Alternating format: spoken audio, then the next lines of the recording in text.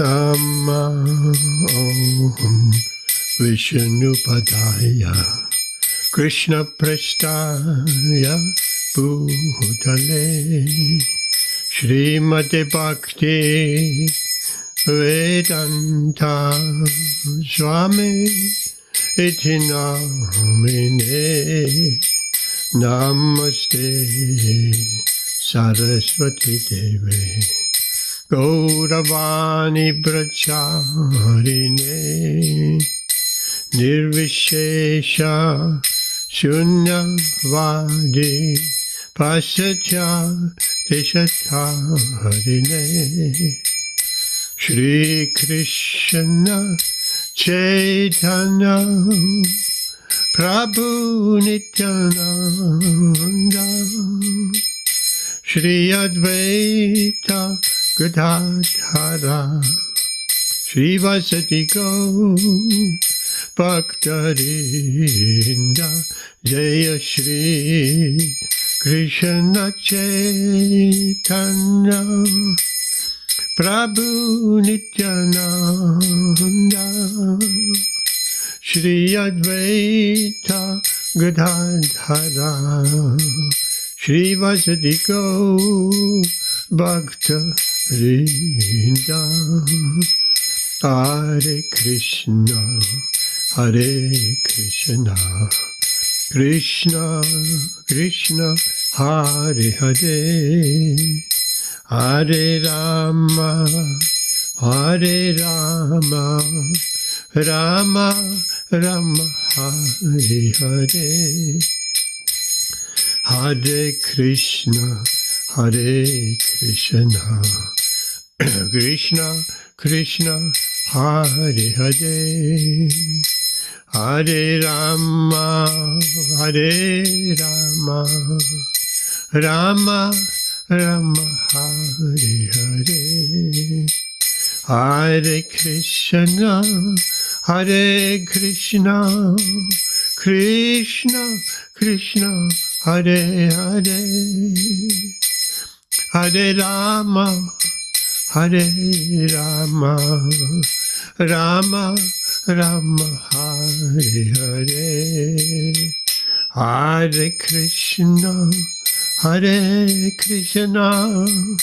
Krishna Krishna Hare Hare Hare Rama Rama Rama Hare Hare Jaya Gaura Nitai Gaura Nitai Gaura Nitai Jaya Gaura Nitai Gaura Nitai Jaya Gaura Nitai Jaya Gaura Nitai Nitai Sachisundara Nitai Sachisundara Nitai Sachisundara Jaya Nitai Sachisundara Jaya Nitai Sachisundara Nitai Sachisundara Nitai Sachisundara Jaya Nitai Sachisundara Jaya Giri Govardhan Jai Giri Govardhan Giri Govardhan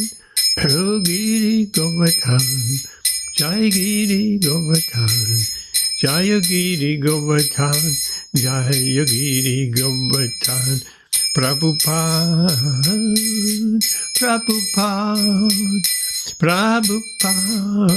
Jaya Prabhupada Jaya Prabhupada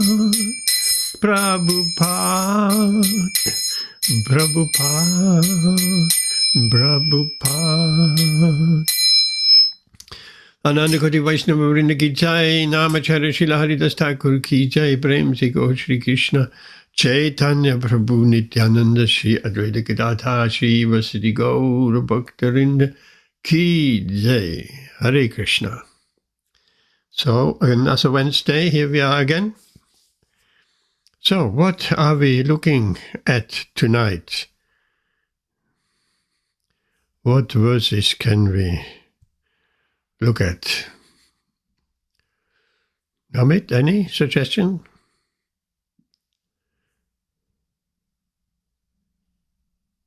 I can't hear you. Yes, I was just waiting to see if that's what suggest anything. You find something?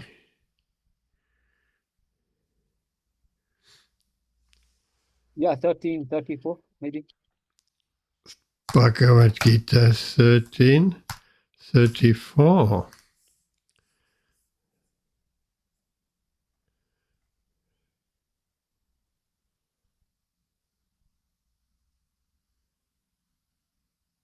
Yeah, nice. Nice, Amit. Nature of consciousness. Yes. Okay. Let's share that screen.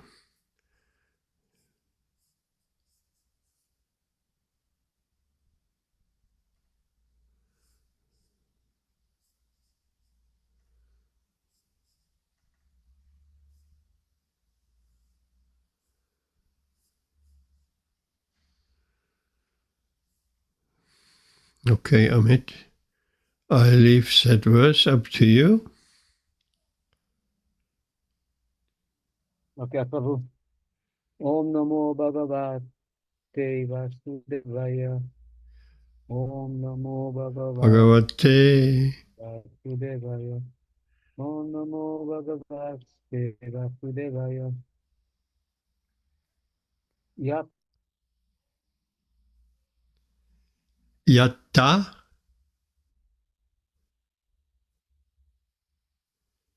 Yogan Isnam Lokam Imam Ravi.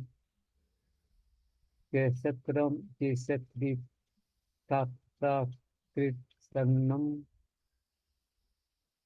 Prakah. Prakashyati Bharata. I think you breaking up. There were some gaps. It doesn't matter. What is your connection like? Is that better? Are you on the laptop?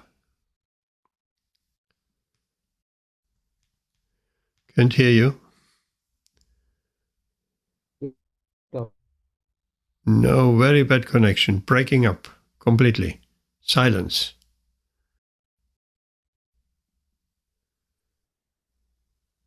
Oh, Can you? okay, I'm gonna have to reset my.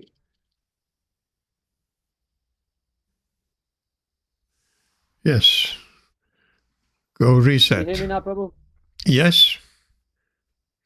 Can you hear me? Yes. Translation. Okay. O son of Bharata, as the sun alone illuminates all this universe, so does the living entity, one within the body, illuminate the entire body by consciousness.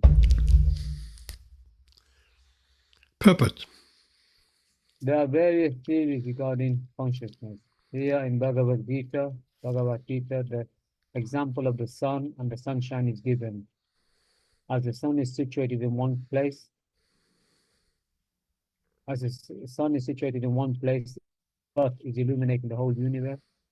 So a small particle of the spirit soul, although situated in the heart of this body, is illuminating the whole body by consciousness. Thus, consciousness is the proof of the presence of the soul, as sunshine or light is.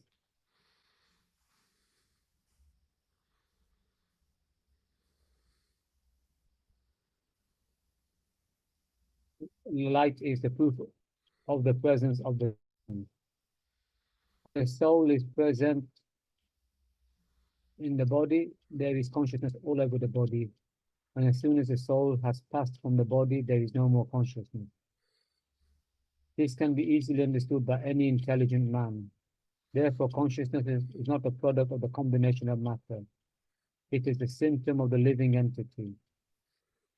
The consciousness of the living entity, although qualitatively one with supreme consciousness, is not supreme, because the consciousness of one particular body does not share that of another body.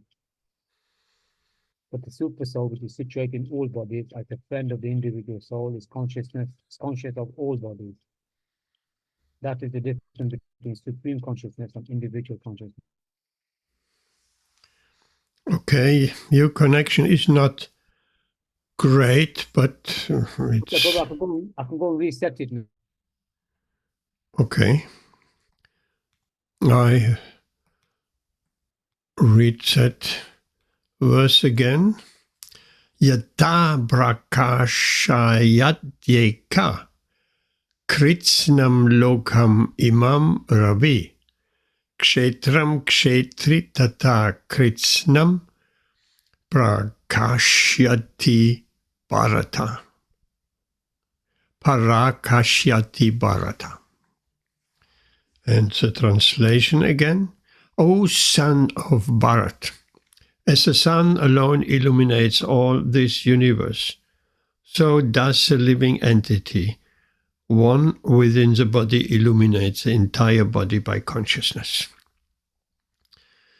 Are you back on, Amit? Have you reset? Can you hear me?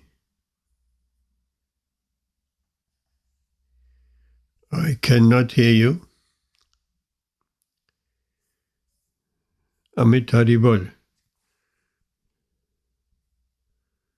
No. Gone. Okay, Prakash, you are here.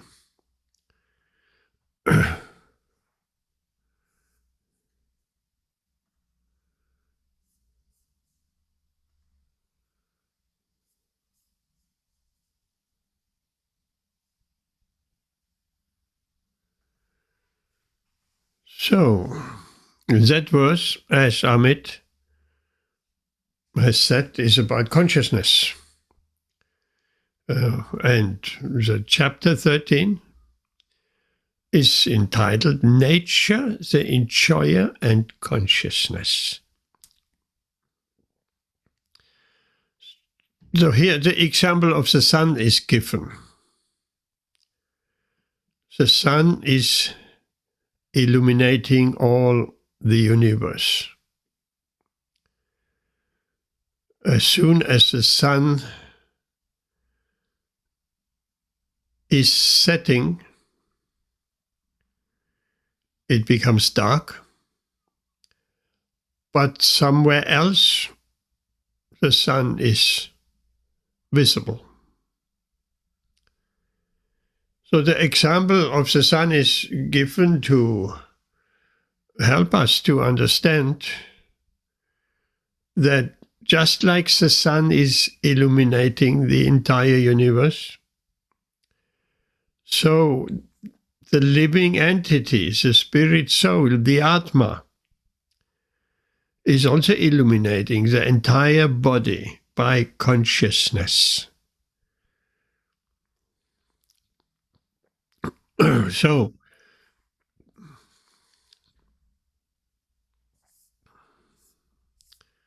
are you back, Amit? Hare Krishna Prabhu. Yes, that sounds better. Is that better? Yes. Yes, so, okay, I mute you for the time being. And let's... I just said, as the example of the sun is given, as the sun illuminates the entire universe, so similarly, the spirit soul, the living entity. Here Krishna says the living entity. Krishna doesn't say the spirit soul. Because we are the living entity.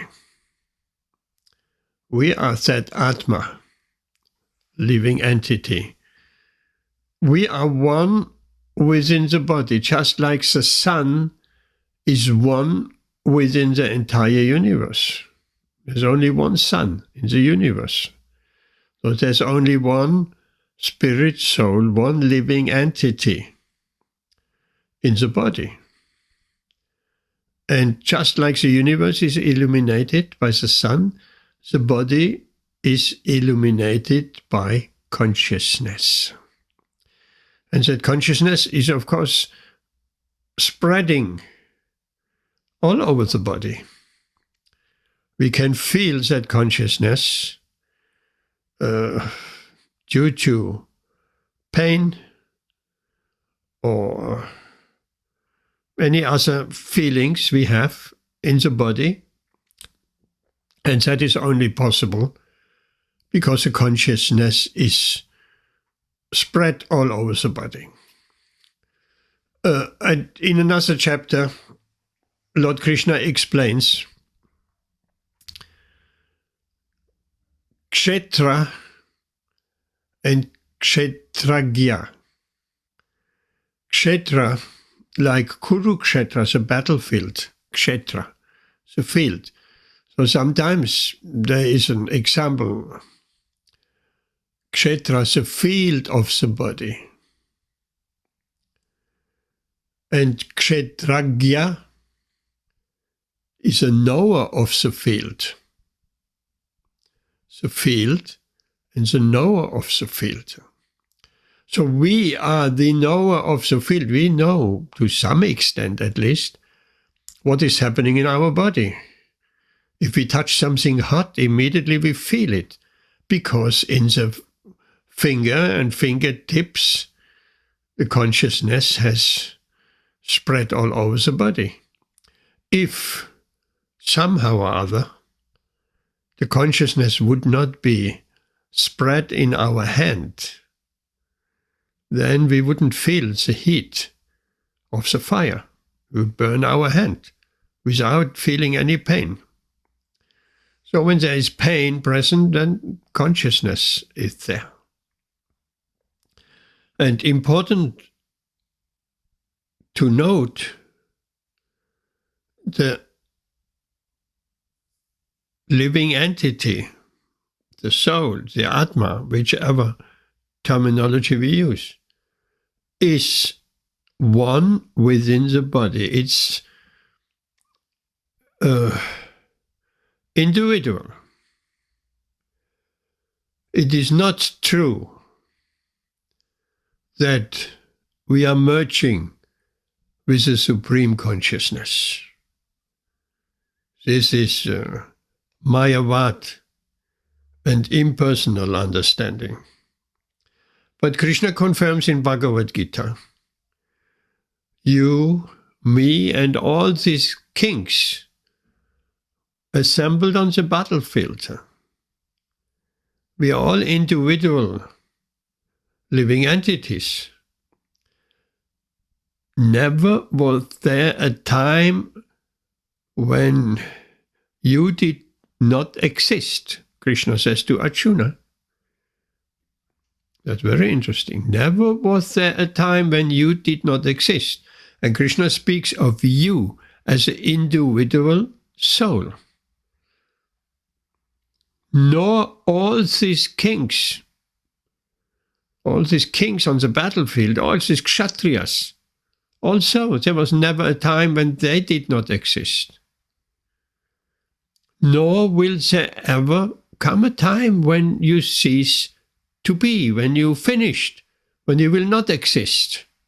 So Krishna affirms in this verse the individuality of the spirit soul. So no question of merging, ever. Individual living entities with individual consciousness. That we are existing like this. Now, we are this Kshetragya, the knower of the field. We know to some extent what is happening within our body, within our mind. Not to fullest extent, because we don't really know what is happening in our digestions, for instance. So there are certain processes that seem to happen automatically. But we certainly know what is in our mind, and generally we know what is happening with our body. We don't know what is happening in someone else's body, in someone else's mind. We don't know. We only know what is happening in our body, in our mind, because we have individual consciousness. And that consciousness is spread all over the body.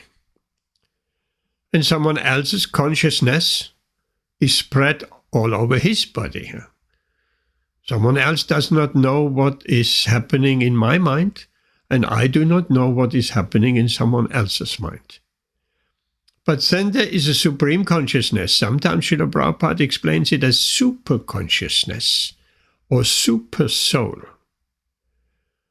Now Krishna, because he is present within everybody's heart as Param Atma.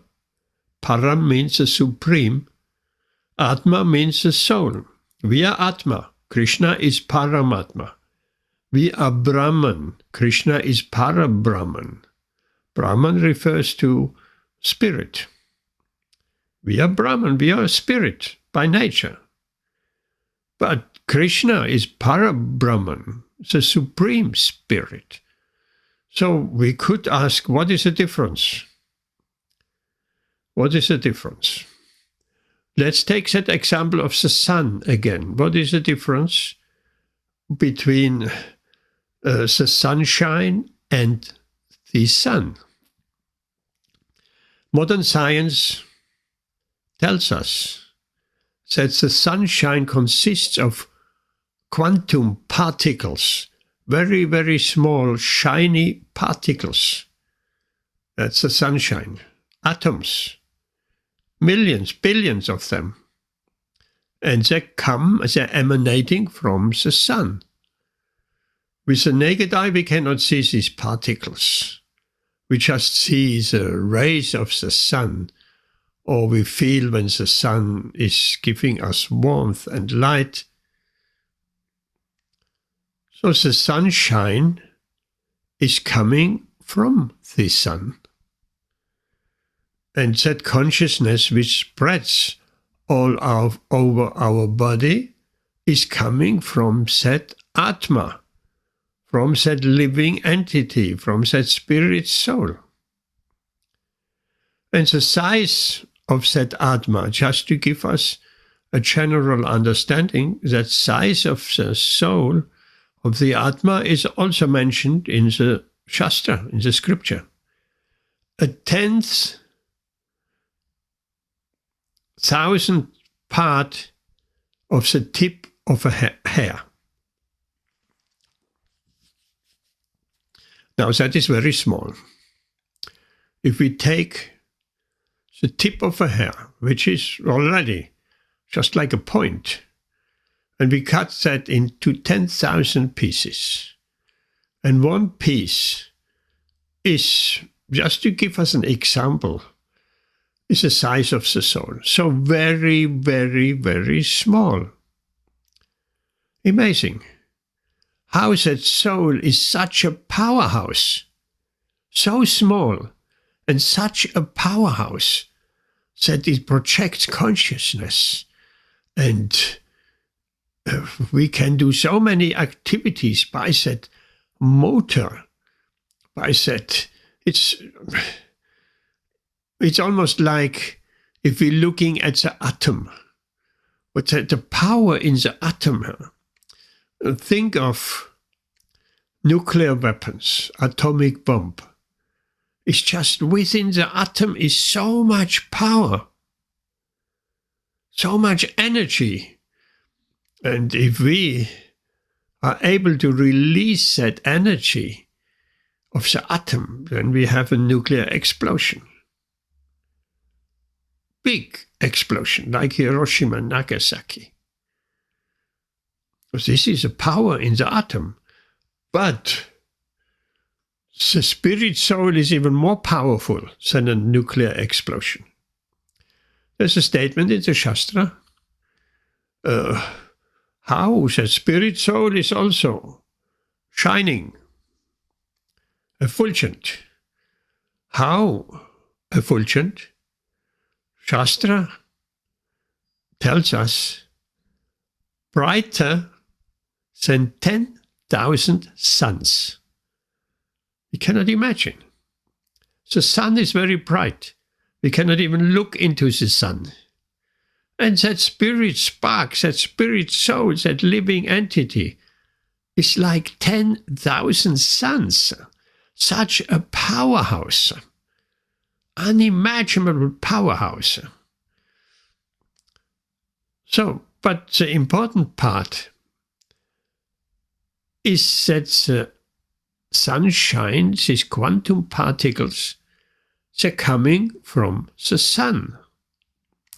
Likewise, we are spiritual particles, the living entity, and we emanating from Krishna. Like the sun, quantum particles emanating from the sun, we, the spiritual individual particles, coming from Krishna, emanating from Krishna. So, sometimes think, impersonal philosophers, they think they can become one with God. They can become one with the Paramatma. And the yogis also think like that. That's explained in the Shastra as the last trap of the yogi who practice yoga for a very long time. And by practicing yoga and meditation, various kinds of yoga, let's say Ashtanga yoga, the eightfold mystic path of yoga. The aim of yoga is the meditation to have the darshan of the supersoul within the heart. So Paramatma, Param, again, the greatest Atma, soul. Of course, we have similarities with Krishna. Sat Chit Ananda. We are eternal. We are full of knowledge and we are full of bliss. Welcome, Amrita Radhe Mataji. Hare Krishna. So, Sat Chit Ananda. So we have that in common with Krishna, but that's all. We are blissful. Inherently, we are blissful, living entities. Tiny little sparks of Krishna. Naturally, if we are tiny little sparks of Krishna, if we are, as Srila Prabhupada describes it again and again, part and parcels. So we are part and parcels. The quantum atoms of the sunshine are part and parcels of the sun, and we are part and parcels of Krishna. So to think, to fall into that last trap of the yogi by meditating on the supersoul, then the last trap is, I am this supersoul. The yogi identifies himself as being that Parabrahman, this Paramatma, this super consciousness.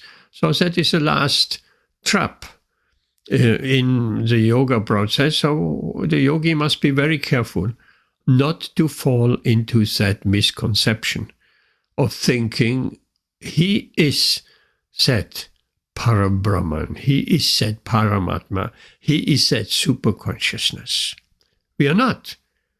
Although we are of the same quality. And Lord Chaitanya, he put forward the philosophy of Achintya Bed Abeda Tattva. Inconceivable, Achintya, Bed Abeda. One and different. Because previously, the philosophical thought has been, we are one,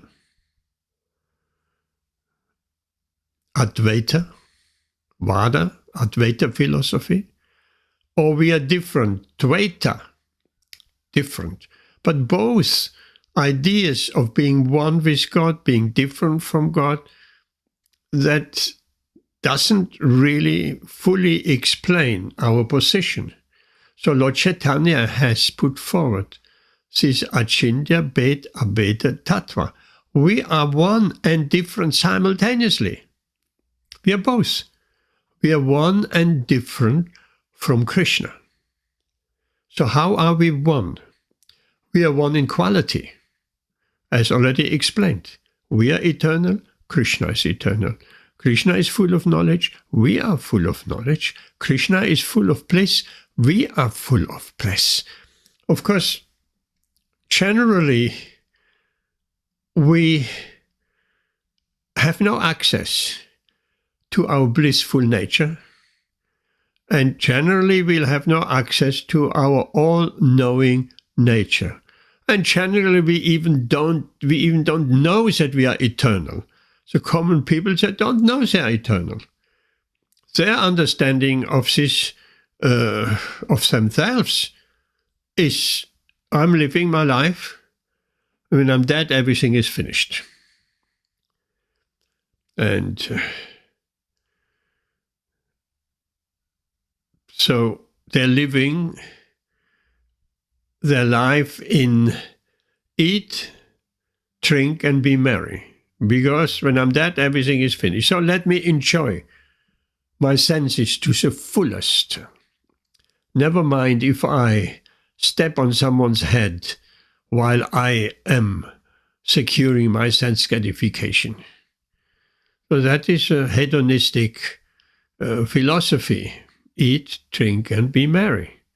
Because when you're dead, everything is finished. So the people don't know. There is no finished. We are eternal by nature. So these qualities we have in common with Krishna. Sat, Chit, Ananda, eternal, full of knowledge, full of pleasure. But because we are covered by the material illusory energy, our blissful nature doesn't really come out. In fact, most people are mostly not blissful, miserable. Or sometimes blissful, sometimes miserable, a mixture. Neither have people in general full knowledge. They have some knowledge. And they don't even know they're eternal. But that is because the soul is covered by this Maya, by ignorance.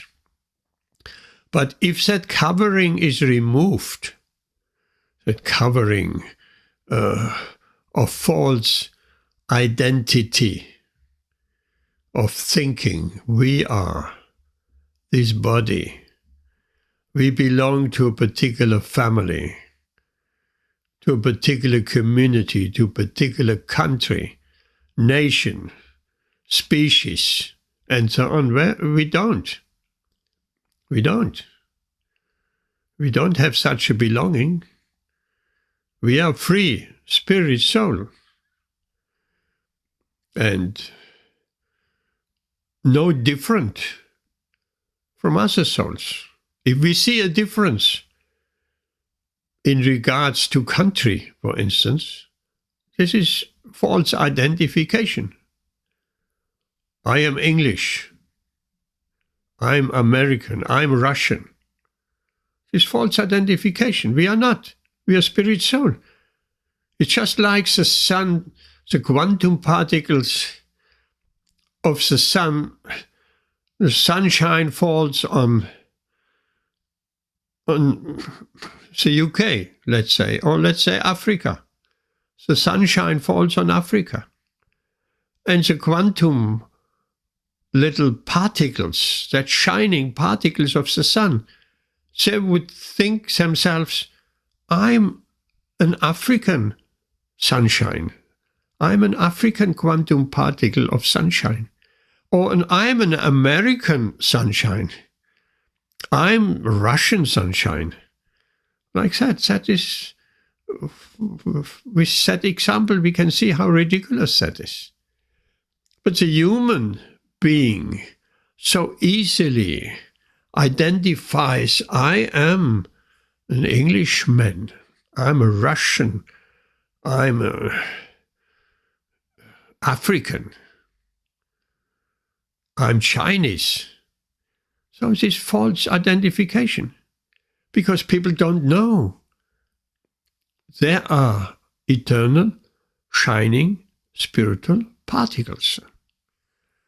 Just the body has been taken birth to a Chinese, English, American mother. That doesn't make us anywhere English, Russian, or American. Just like because the sunshine falls on Africa or the sunshine falls on China. That doesn't make the sunshine African and doesn't make the sunshine Chinese. The sunshine is always the sunshine. It's emanating from the sun. It belongs to the sun. So, same with us. We belong to Krishna. We are Krishna's shining particles. Of course, that has many implications.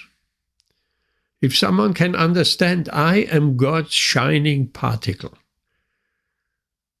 In quality, I'm shining. Like the sun is shining, I'm also shining like Krishna is shining. But I'm tiny, tiny small. When the quantum particles in the sun are very, very small, atomic small. And the sun is huge. So in the same way, we have the same qualities, also covered at the moment, but in quantity we are tiny, small particles. So what is a conclusion? If we understand so far, the small always has to serve the big. The sunshine is directed by the sun. Because the sunshine, the particles, the quantum particles, they're emanating from the sun. So we are emanating from Krishna, so we have to keep that connection with Krishna. If we don't keep that connection with Krishna, then that ignorance is overcoming us. I'm Chinese. I belong to this family. I belong to this community. I belong to the human race. All false. We don't. We are equal shining particles as the animals as well. We are not humanitarian. We belong to the human race. I'm an humanist. I'm a humanitarian. I don't care for the animals. I just care for the human beings. So that's not good enough. Because the animals are also shining particles. And the plants are also shining particles. There's different coverings of consciousness. So, back to Lord Chaitanya's Achintya Bhed Abheda Tattva. It's not oneness, and it's not difference. We are different from, we have nothing in common with the super consciousness, with Krishna. Or we are one with Krishna in every aspect. No, we are one in quality. But in quantity, we are tiny, small, and Krishna is unimaginable big. Therefore, we say super consciousness. Consciousness, yes, but super consciousness. We are Atma, Krishna is Param Atma, the greatest Atma. So this distinction is very important because that's the basis of the Vedic philosophy. To not identify ourselves in every respect, I'm Krishna, I'm God. I'm God, you are God, everyone is God. We are godly. Godly, in quality, but in quantity we're nowhere near to it. Even so, we are very powerful. The soul is brighter than 10,000 suns, so very powerful. But Krishna is unlimited powerful. So this needs to be, that's a basic philosophical understanding. This needs to be understood. So therefore the example of the sun illuminates the entire universe, and the living entity, one within the body, illuminates the entire body by consciousness. Then Srila Prabhupada speaks about a little bit about the scientific understanding or different theories about consciousness. That consciousness is generated by the combination of material elements. The scientists theorize like that, but nobody has ever proven, okay, I put some material elements together and consciousness is created. Consciousness is not a material commodity. Consciousness is something completely different from all the elements within the body. This is very important to understand. We can analyze the consciousness. It's completely different. It's a completely different energy. Of course, we know by hearing from Lord Krishna and Srila Prabhupada and Bhagavad Gītā that consciousness is spiritual. We are the spiritual by nature, spiritual living entities, and the body is material. So how can something spiritual be generated by a combination of material elements? That's not possible.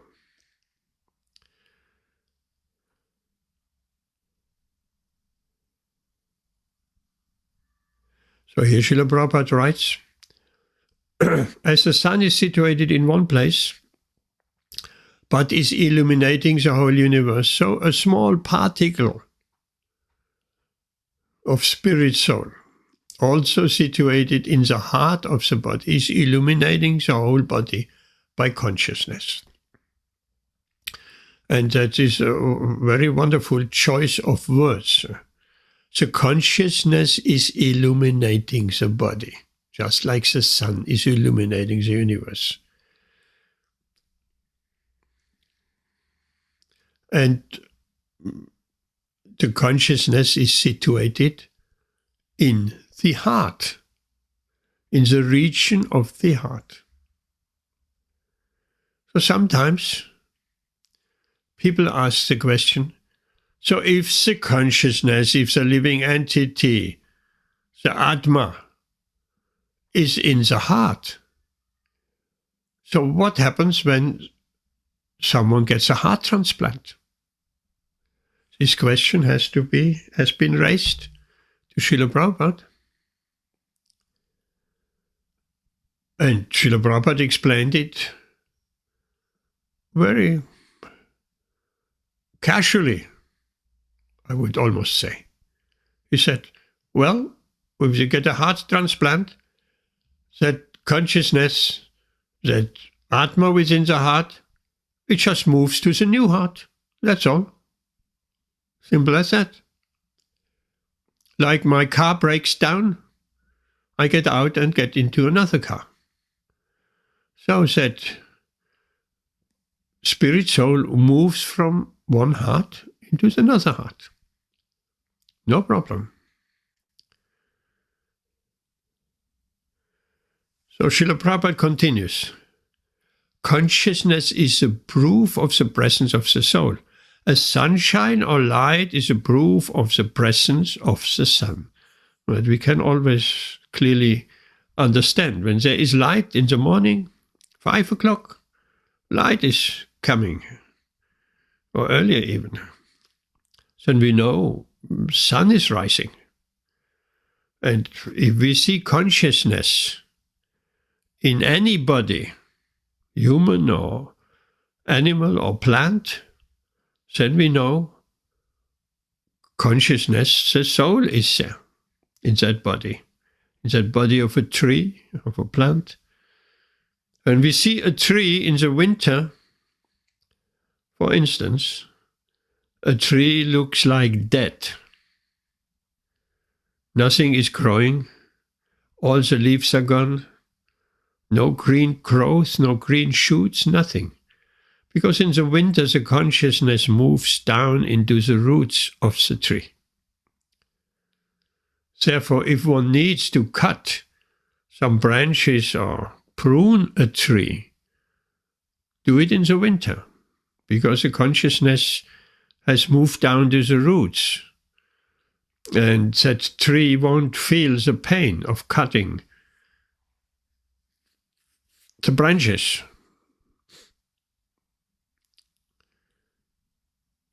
And when springtime comes, like at the moment, out of nowhere seemingly, suddenly green shoots are there. Now the trees are all have beautiful green leaves again, because the consciousness, and by the sap rising from the roots, the consciousness is distributed all over the body of the tree.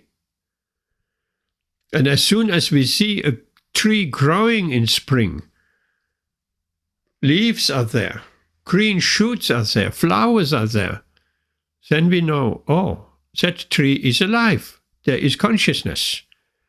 In the winter, it's difficult to see. Is that tree dead or is it alive? So the consciousness is the proof of the presence of the soul. As sunshine or light is a proof of the presence of the sun. And then the obvious, Srila Prabhupada writes, when the soul is present in the body, there is consciousness all over the body. And as soon as the soul has passed from the body, there is no more consciousness. So anybody can understand that. Therefore, the conclusion, consciousness is not a product of combination of matter. It is a symptom of the living entity. Right? The living entity is the spirit soul. The symptom of the soul is consciousness. And here, Srila Prabhupada explains what we have tried to explain before. The consciousness of the living entity also qualitatively one with the Supreme Consciousness. In quality, Sat Chit Ananda is not supreme, because the consciousness of one particular body does not share that of another body. Again, what we have already explained, whatever is in my mind, my consciousness, only I know, because I'm the knower of my individual field, the body. I don't know what is going on in someone else's mind. And someone else does not know what's going on in my mind. But Krishna is Kshetragya of all the bodies. That's actually absolutely amazing. How does he do it? Krishna, how can he know what is happening in everybody's mind? And not only human, animal, plants, every living entity. Krishna knows simultaneously. It's just like a big computer. Of course, Krishna is much more. There's a material example, who has so many sensors all over the world. And that big computer, he gets all the signals from all these sensors. So Krishna is not only well, the senses could be compared to the Paramatma in the heart. So Krishna is in the heart of all living entities, and by this super soul, he knows exactly simultaneously what is happening in everybody's mind and consciousness. Of all the living entities, 8,400,000 different species of life. That's absolutely amazing. And not only that, Krishna is much more. Krishna is reciprocating with every living entity in 8,400,000 species of life. 8 billion human souls, and so many more aquatics and mammals and insects and bees and birds. And so Krishna has a relationship with all of them. As Krishna says, according to our desires, Ye yatamam prapadyante tamstachaiva bachamyaham. Mama vartmanu vartante manushya partha sarvasha. As all surrender unto me. Some people surrender to God. And some people surrender indirectly. And some don't surrender at all. Some want to forget God. Of course, Krishna says in that verse, everyone follows my path. It's not someone says, I'm an atheist. I don't believe in God. He's also following Krishna's path. He just has decided, I want to forget God. I want to disprove God. I don't care about God. That doesn't mean he's out of God. He's all under Krishna's control. But he has a different relationship with Krishna. Ye yatam prapadyante. As all surrender unto me or not surrender unto me, I reciprocate with them accordingly. So Krishna is not only present knows in what is happening in everybody's mind and body, and not only in this world, but all over the universe. And not only in this universe, in all universes. But he has an individual relationship. If someone wants to remember him, he opens up the door. He gives facilities how we can make progress, how we can remember him. If someone wants to forget Krishna, Krishna will make arrangements. He can forget Krishna for a million lifetimes and more. As we are desire, Krishna will reciprocate. We are the builder of our own fortune or misfortune. That's amazing. So, Krishna is conscious of all bodies.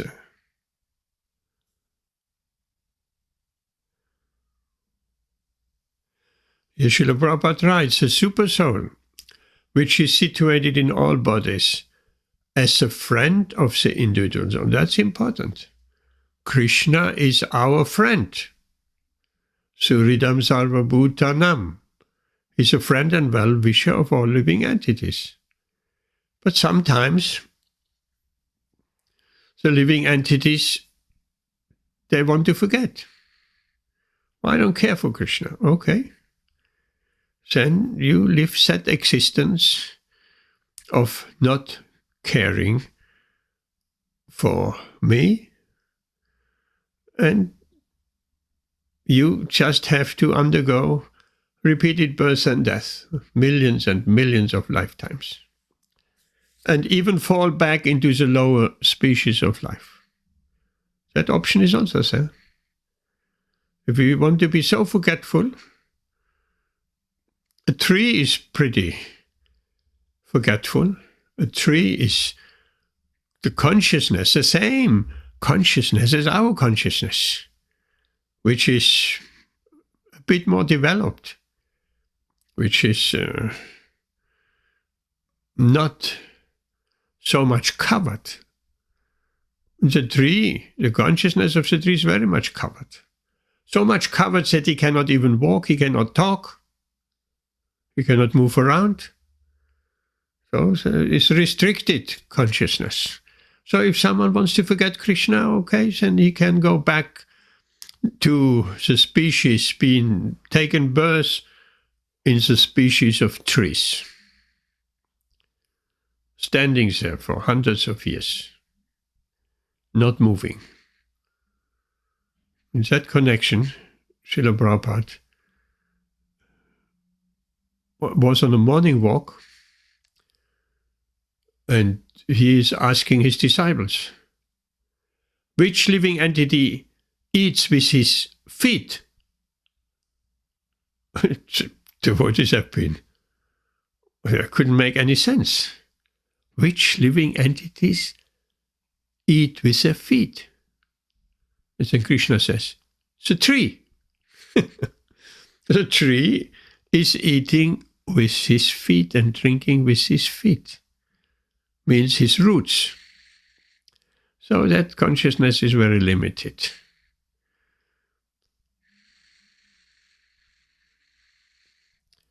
So again, Srila Prabhupada writes, the supersoul which is situated in all bodies as a friend of the individual soul. So Krishna is a friend. We may not recognize Krishna as a friend. If we do, if we make a relationship with Krishna as a friend, we very much advance in our spiritual journey. Because it is said the devotee needs to be a friend with Krishna. Not only awe and reverence. We have spoken on Saturday with the Vaikuntha mood of awe and reverence. One cannot really develop a friendship, a close friendship with Lord Narayan. That is not the mood in Vaikuntha. It is awe and reverence, like the subjects towards the king.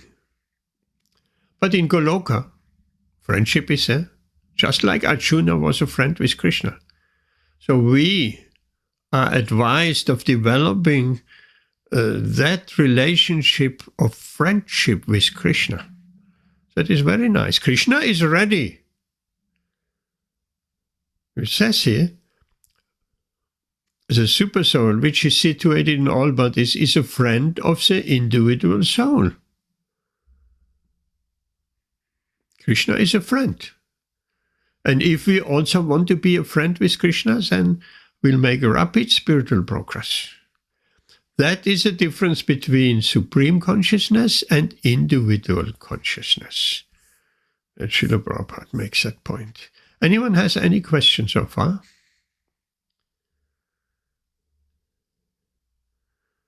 Amit.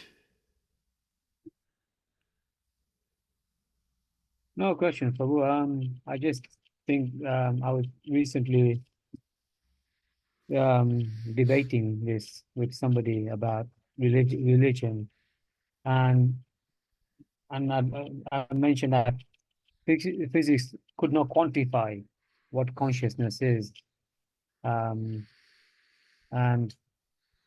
it's evidence, of a creator. I've always believed in consciousness, and I think that's a Krishna consciousness. But I'm amazed that other people who are, they come from engineering background.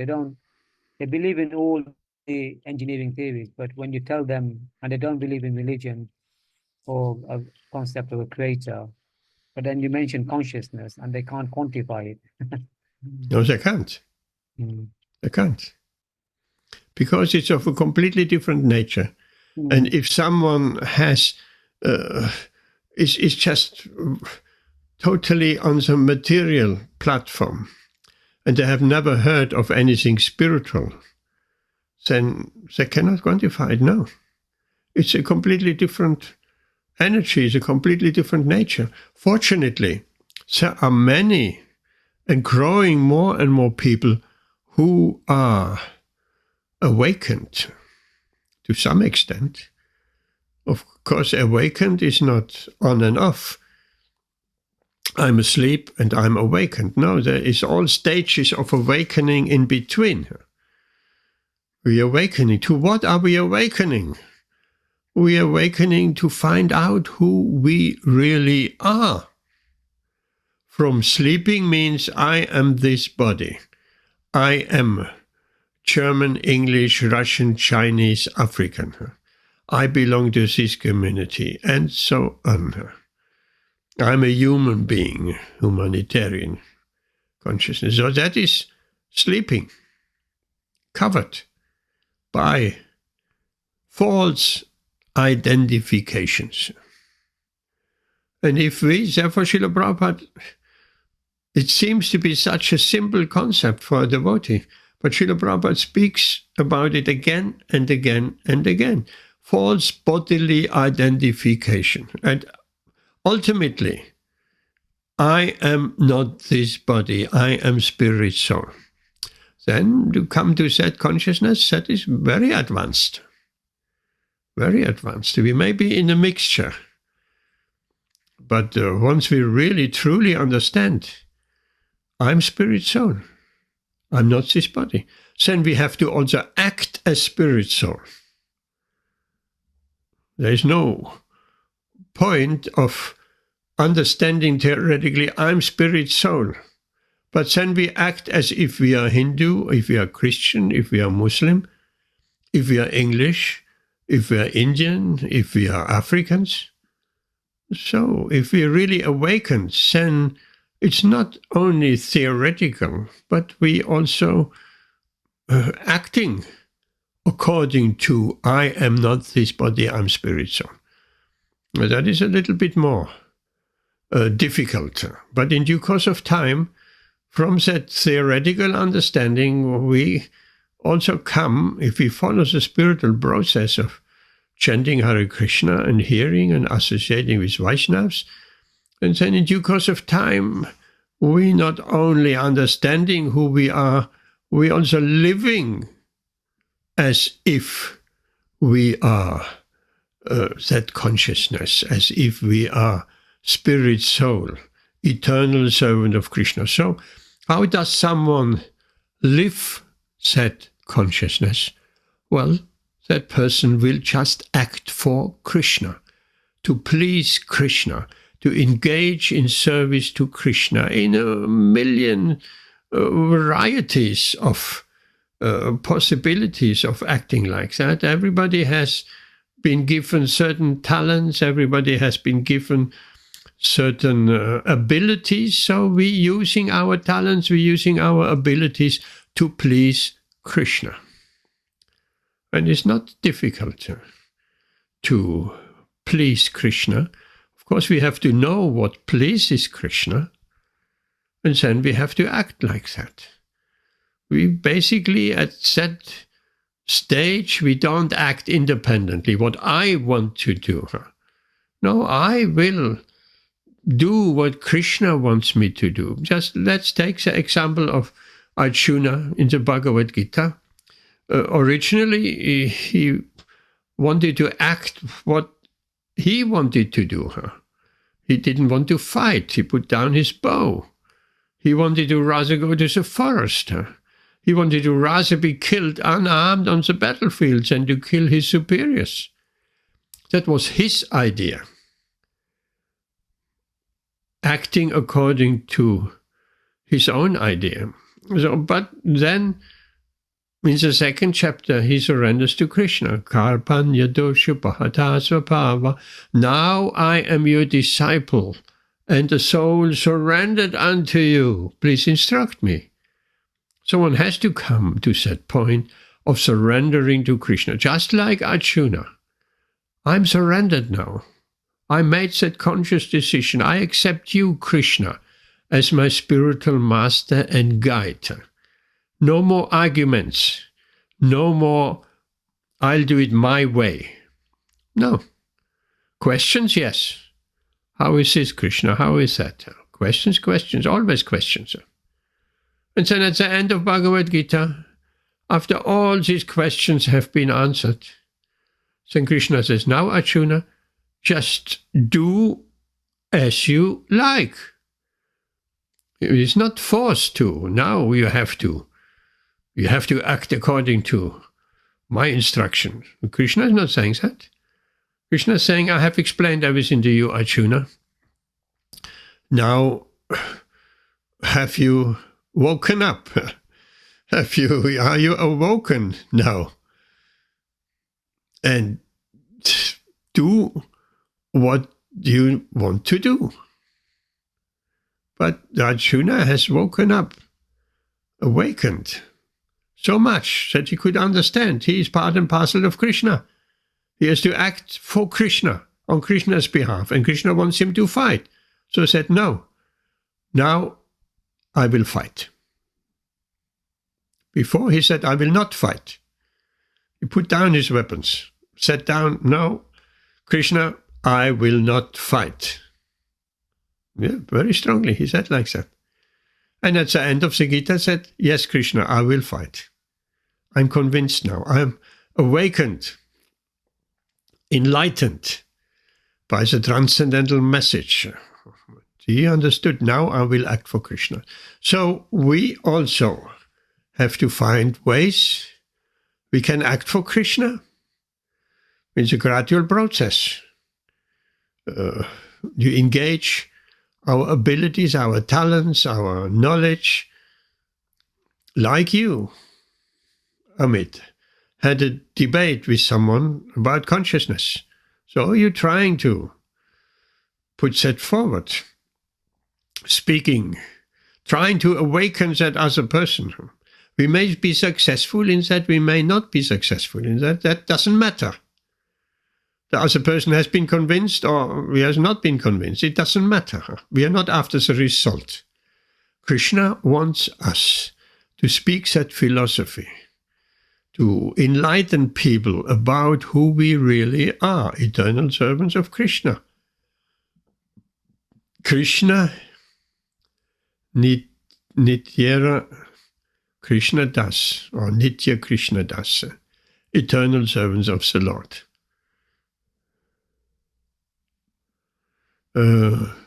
Chivara Swarupa Hoya Nityera Krishna Das. The original position of the Jiva, another word again, Atma, we, the soul, individual consciousness. Our constitutional position is to serve Krishna. Just like we have heard that example of the hands and the legs acting to feed the stomach. Because they are part of the body, that is a particular duty. Arjuna's particular duty was to fight and kill everybody on the battlefield, basically. The hands and the legs, their duty is to provide food for the stomach. And we know the story. One day the hands and the legs said, why should we provide food for the stomach? And he is just sitting there enjoying, he's not doing anything. And we are working so hard. We're walking, we're working with our hands so hard to provide food for the stomach. Let's go on a strike. We won't be working anymore and we won't be walking anymore. And they did it. And after a few days, they became very weak because no food has gone to the stomach. They became very weak. And then they realized, oh no, our duty is to feed the stomachs. We're fulfilling our part. That's our part. To work so hard with our hands. To plow the ground, to grow the grains, to mill the grains to flour, to make some nice chapatis and then feed the stomach. So likewise, it is our part to please Krishna. the stomach, so to speak. We have to act for the benefit.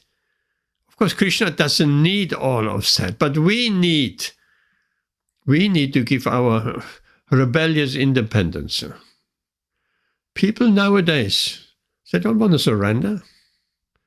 No, they want to be the supreme enjoyer. Probably like your friend, similarly. People want to be the supreme enjoyer. But there's only one supreme enjoyer, and that's Krishna. So they're competing with Krishna. How can that be successful?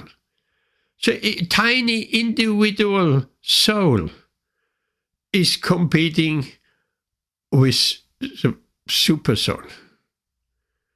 The quantum particle of the sun is competing with the sun. The quantum particle thinks, I will become so bright as the sun. No, you can't. You are just a tiny little particle. And eternally, it's not one day you become the sun. No.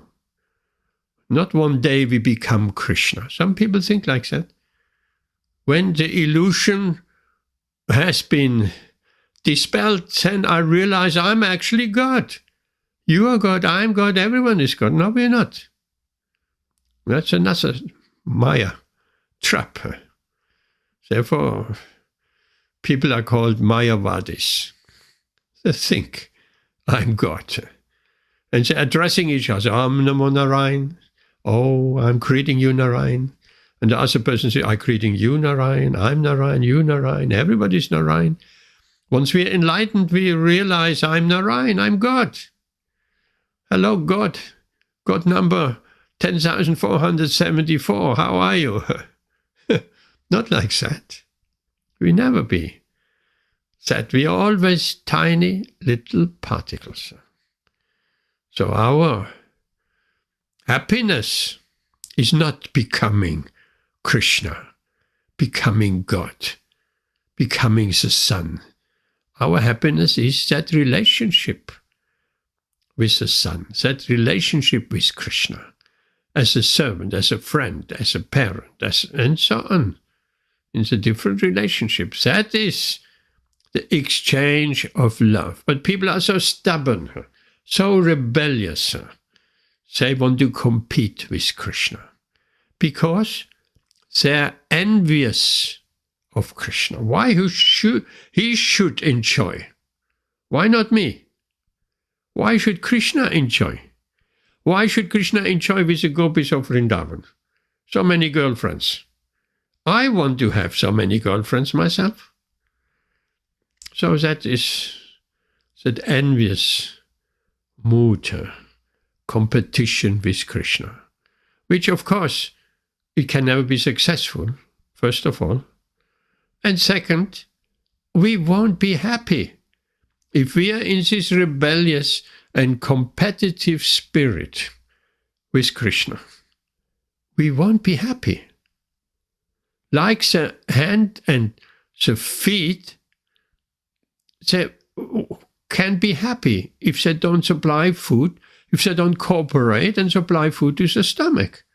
Just how it is. But if they accept the position, our happiness is when we supply food to the stomach. So as living entities, our happiness is if we please Krishna. Then we truly watering the root of the tree. And not only we will be happy, but everybody will be happy. People don't know how to achieve happiness. They think by competing with Krishna and want to become the supreme enjoyer,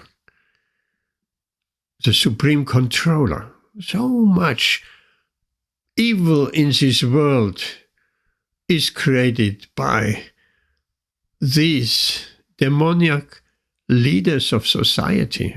They want to be the controller. Everything they want to control. So that doesn't work. We are not the supreme controller. We are a controller, yes. We are a controller.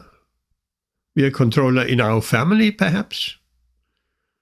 The husband is a certain controller. The wife is also a certain controller with the children and like that. We can be controller in the office. We are the boss in the office.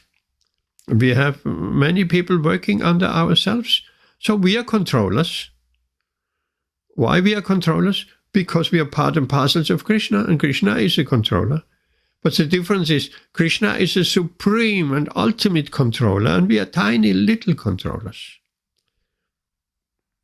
So unless we recognize the supreme controller and submit to the supreme controller, Krishna, surrender. Krishna makes it clear. Sarvadhamam parityajya.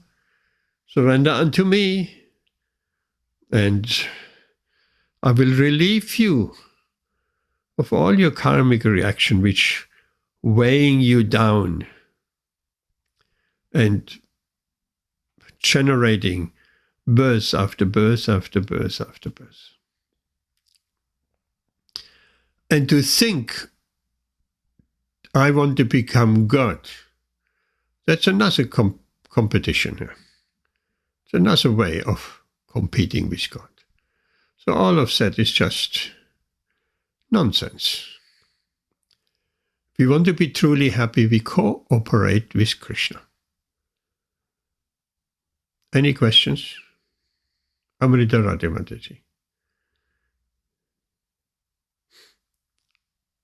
No, Prabhu, no questions. Thank you. I'm able to follow because already for so many years we are kind of convinced against Mayavad, but it's Yeah. always good to hear it Yes. again and again so that we don't start desiring to be controllers.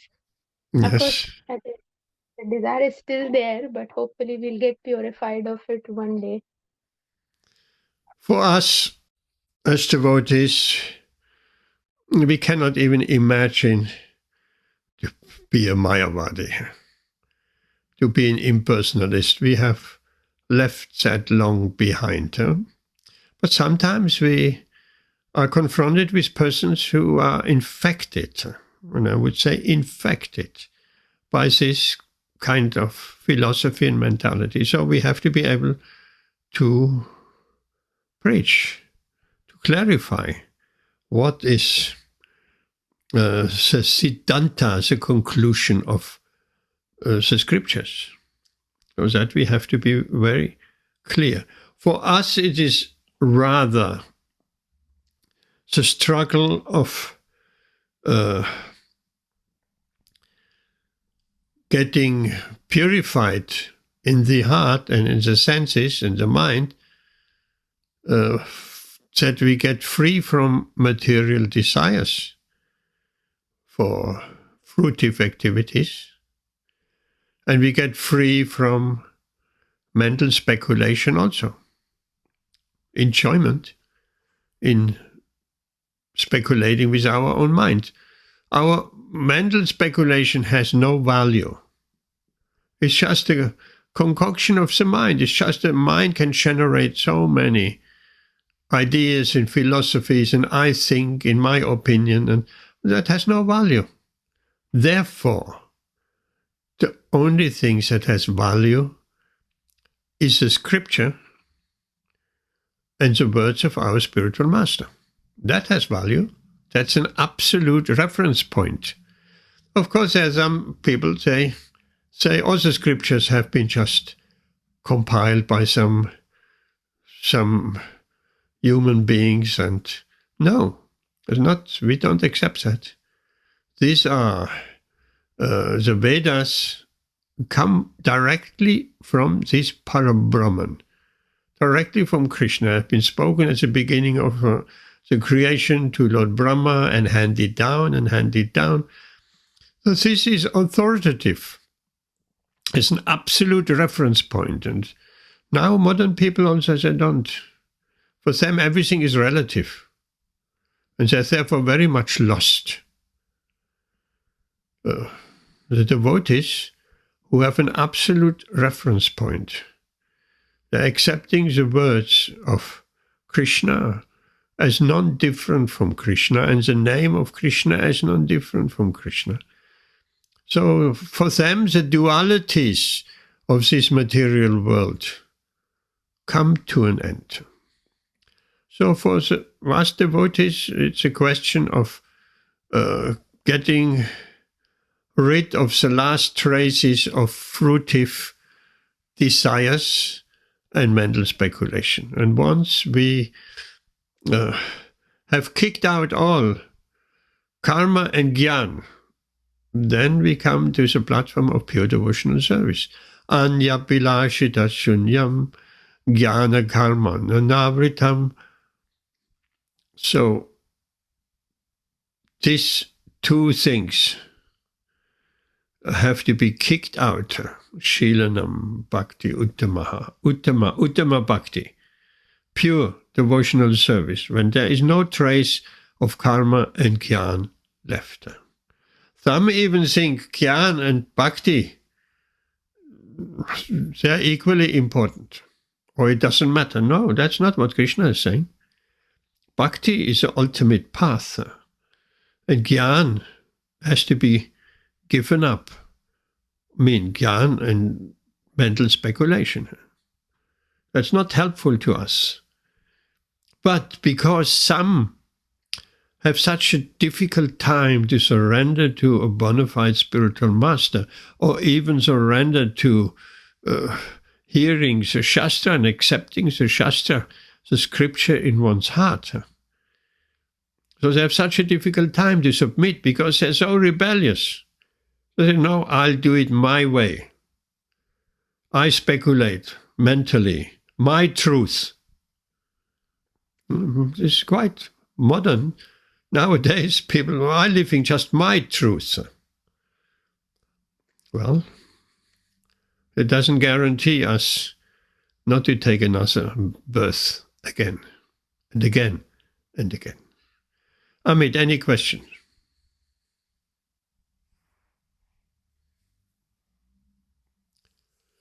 Amit, anything? No questions, Prabhu. I think if you're, if you following Krishna consciousness, then concept of consciousness and, super consciousness and Krishna being the consciousness it is quite, it's quite straightforward, I always believed that from a young age. Yeah. Growing up, I always believed about consciousness. And I think when you have rebirth, you do carry your consciousness. So there is karma, where your consciousness is being carried over from one birth to another. Absolutely. The mind is carried over. Mind and the intelligence, and even our false ego is carried over from one birth to the next. Our mentality is carried over.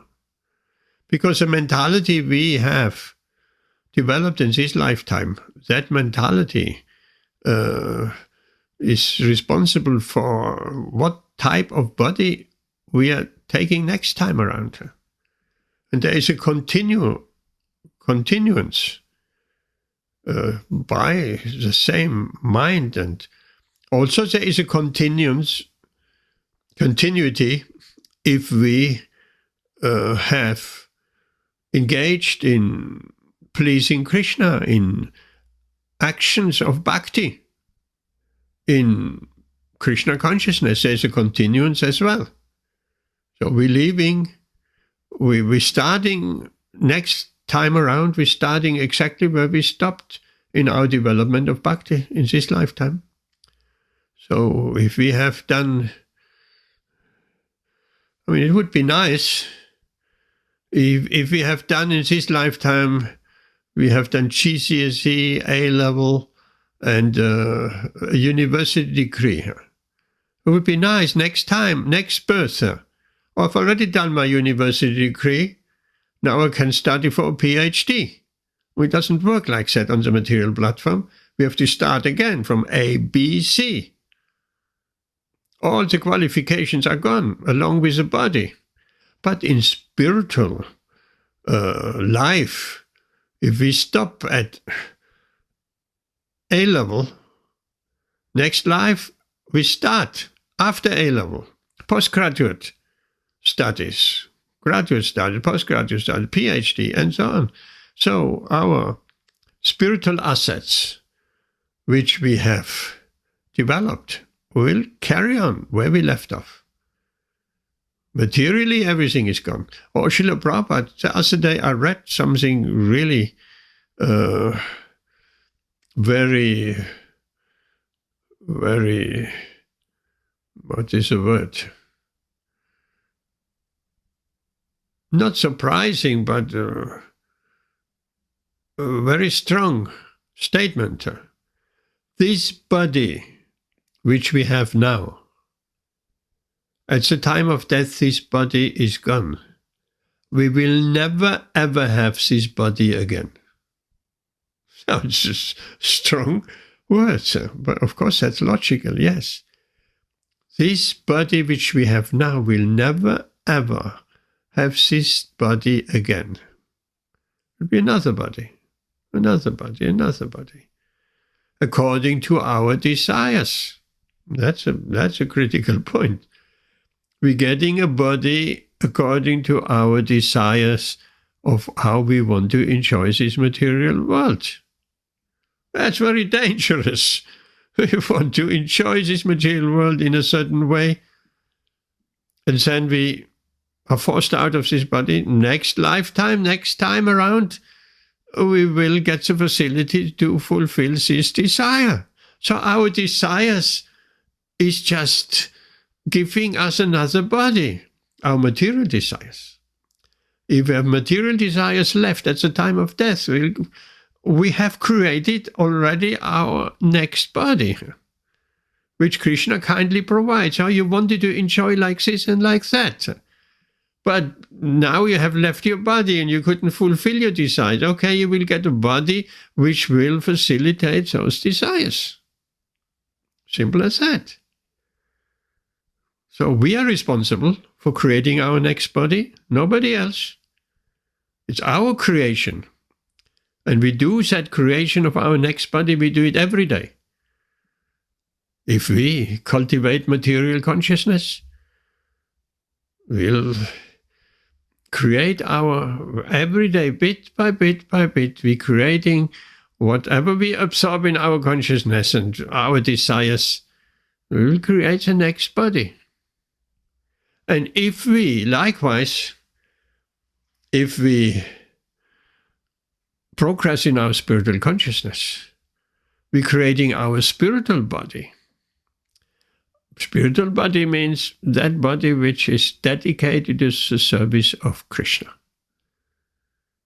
Fully, more and more, with no material desires left. Just pleasing Krishna 100%. Then we'll get a spiritual body and live in Vaikuntha or Goloka. Simple as that. These are all very basic and obvious truths. And this was a basic verse also, really. So we're running out of time. If there's any more questions. Nice verse, but a basic verse. Very basic verse. We are that spiritual spark and Krishna is a super consciousness. And anything more, Amit? No, Prabhu, I think the difference is other religions don't talk about consciousness. Well, some people... In a direct way. Yes. You know? This is why it has more deeper understanding, you know, with Krishna consciousness. It seems to be a bit more deeper and a lot more complete understanding. A lot more deeper. Srila Prabhupada gave in comparison. All religions is just like mountains, like the Alps, like Mount Snowdon down in South Wales, like some mountains in Scotland, They all have that feature of a mountain, rocks, and then some vegetation at the beginning, and then higher up, not much vegetation, and a bit of snow and capped on the top. So they all have that, all mountains have that feature, but the difference is Krishna consciousness and the Vedas, there are the Himalayas, so much more higher, as you say, Amit, so much more deeper. Yes, you don't find that so easily. There may be individual people who go deeper even within Islam and Christianity and Judaism. That is there, but generally that knowledge as we find it, as Srila Prabhupada has so kindly made it available to us, that Vedic knowledge, that is just like the Himalaya mountains. It's so much more deeper than anything else. And we can talk about consciousness for days and days and days on end. Isn't it? Yes, Prabhupada. Okay. So we stop for tonight. How is Rituan? Amrita Radhe Mataji. Hare Krishna, Prabhu. Oh, you're here. Have you been here all the time? Later part, Prabhu. Okay. Later part. So, yeah. You have anything to add to... No, Prabhu. What you have explained is like regarding the consciousness, super consciousness, and the inherent tendency of the conditioned soul to lord it over. So you have explained it nicely. This is very basic understanding. That's the ABC of Krishna consciousness. So these things are important because there are people who are confused. Not devotees that much, really, but other people. They are confused of what is their position. And they don't want to accept we have to surrender to God. It's not difficult. Once, as devotees, we have already made that decision long time ago. I want to become Krishna consciousness. I want to surrender to God. Okay, we may struggle with our surrender, and it goes deeper and deeper and deeper. Surrender is not, it can go deeper and deeper and more surrender and more and more and more. Okay, let's stop here. Thank you, Amit. See you on Saturday. Hare Krishna, Prabhupada. Hare Krishna. Did you go to the Kirtan on Sunday? Oh, it was beautiful. Yeah. It was beautiful. It was a big hall, really a big hall, high ceiling, and like I said, lots of devotees. Indradyumna Swami is there, Prahlad was there, and Kirtan was going on, Kirtan and Kirtan and Kirtan. Devotees were dancing, hands up, and sometimes sitting down, and there was a stage with Lord Chakarnath, Birmingham Ratha Yatra Chakarnath on that stage. Srila Prabhupada's Murti was there. It was well organized. When you came, because it was pre-registered, one had the ability to pre-register on the internet, and then when you arrived, you get some little band around the arm, and there were many stands also selling all kind of things, and only later on we discovered there were also a lot of food stands in the back, doing all kind of food and samosas and cakes and this and that. And I was particularly fascinated by the pizza stand. There was a family, they made pizzas with a wood oven and with all very natural ingredients. It was, by that time we had already eaten, otherwise I would have bought a pizza. Stone, wood baked, fire baked pizza, wonderful. So that was there. So many things. Yes. We had one more space for you if you would have wanted to come.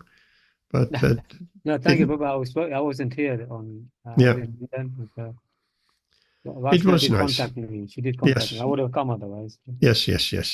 The next event, bigger event, is Ratha Yatra. It's the last Sunday in June. And then the 3rd of August, I believe so, Bhakti Govinda Maharaj, who has been on the Zoom, he will come with a group of devotees.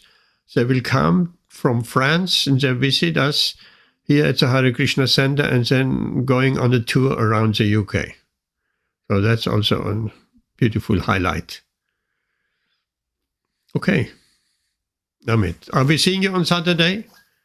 In person I will try to make or it on this Zoom? Saturday, yeah. Yes, We're doing some activism, so hopefully if we get back, I will come. in person, right? Yeah, I will. Yeah, I will try to come. We're doing some activism out of town. Yes, week, okay. so we should be back. Okay, let Vashana know. I will do.